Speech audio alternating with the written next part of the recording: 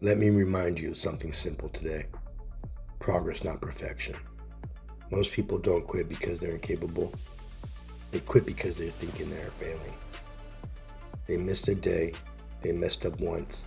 They don't do it perfectly. And instead of continuing, they stop. But progress was never about getting it right every time. It's about getting back up every time. One more rep, one more step, one more honest effort today. You don't need to be perfect to move forward. You just need to stay willing. Because nothing changes if nothing changes.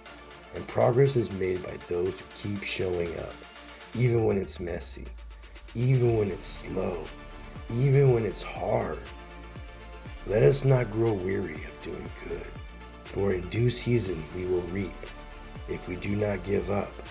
Galatians 6:9. Progress, not perfection.